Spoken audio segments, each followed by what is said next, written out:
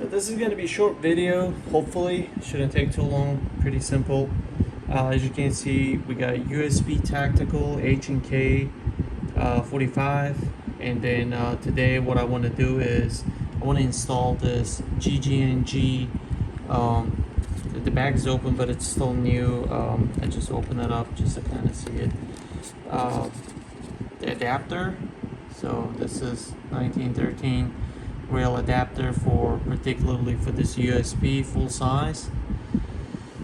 So I'm going to be installing this on my USB Tactical 45, and I want to install this Modlite flashlight. It's PLH V2. So without any further ado, let's get started. Let's go ahead and remove the magazine. Magazine is loaded, however, there is no round in the chamber. There you go. No round in the chamber. Drop the hammer, decock it. So now that gun is safe, we're gonna go ahead and get started with the installation of this USB adapter rail. So for that, we're gonna need 3 30-second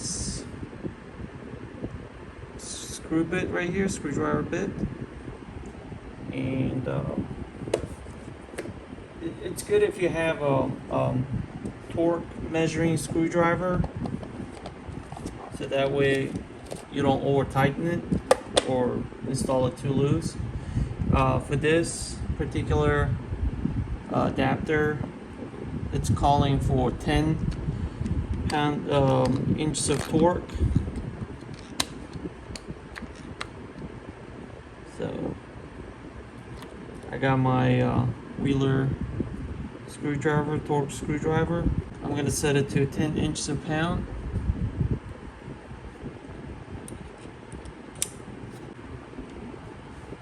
So we're going to start by removing one of the screws and take out one of the rails. Basically, there are screws on both sides, so whichever side you want, you only have to take one side out. So we can slide it back in, or slide it in basically onto the frame of the handgun. So we're going to take this screw out.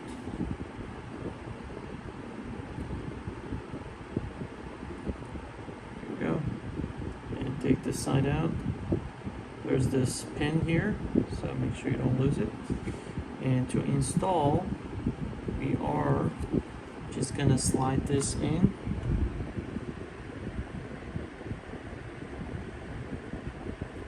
As such. There you go. So this cutout here is left intentionally to be able to see the serial number. And then we're going to put this down here and try to align this pin with this hole here, the bigger one.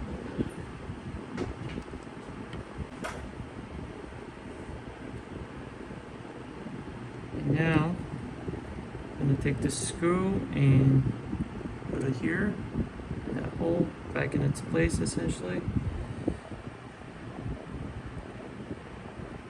Just hand tighten it first until we no longer can, so that way, in case if it doesn't line up, we can take it out easily instead of trying to use the screwdriver and ruin the grooves or the threads. So, and before we fully tighten it, just want to make sure it's aligned properly. It sure does seem like it.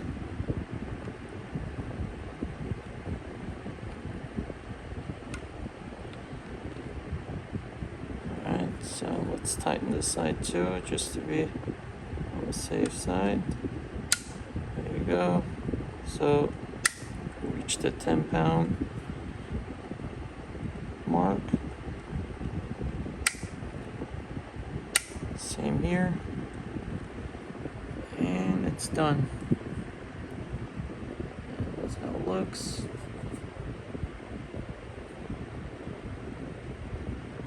pretty simple and straightforward procedure, really. But like I said, I mean, you know, the purpose of this video was to essentially just show you guys my USP and the upgrade that I'm about to actually do, or already done basically. So I added this rail, the Picatinny rail. I think it came out pretty good. There you go. I hope you guys can see it. And now we're gonna be installing the Modlite to it. For the Modlite, we are going to be using T20, T as in Tango, 20. Let's get the Modlite out.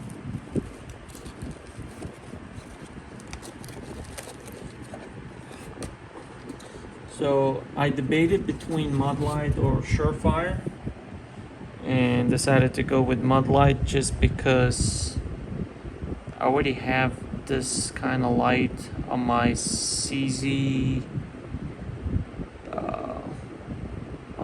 I forgot which model it was, but anyway, it's one of the 75 clones basically, and I really like it. So I'm gonna be just losing a screw so it can mount, or just doesn't necessarily have to be completely remote, but whichever works.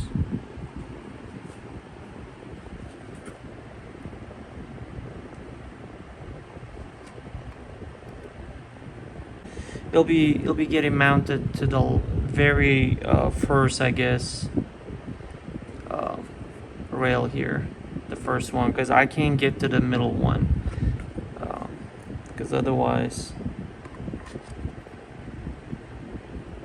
it will be this trigger guard is actually going to be blocking it if I try to get to the middle one. So we're gonna have to deal with the first one. So there's this little bit of gap. It's not perfect or ideal, I guess. I mean, it would have been better if it was actually touching the trigger guard, but it's still not bad. I can't deal with it. So same deal. Just tighten it with hands first. There you go.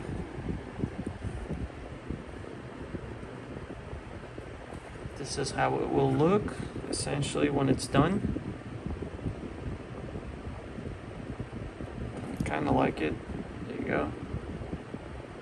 Looks pretty straight to me. Now we're gonna tighten it. So this one is calling for anywhere between 18 to 22 pounds, if I'm not mistaken, inch-pounds. So for polymer frames, I believe it was 18, anywhere between 18 to 22.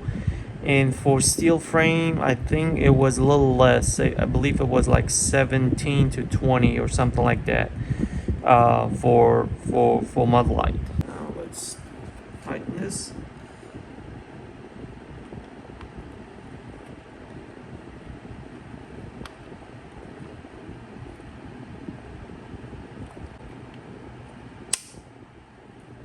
And this is it.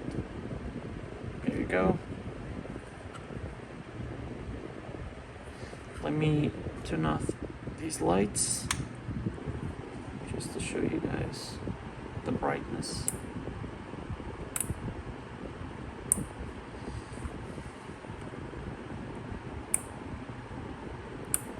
Super bright. I really love Modlite.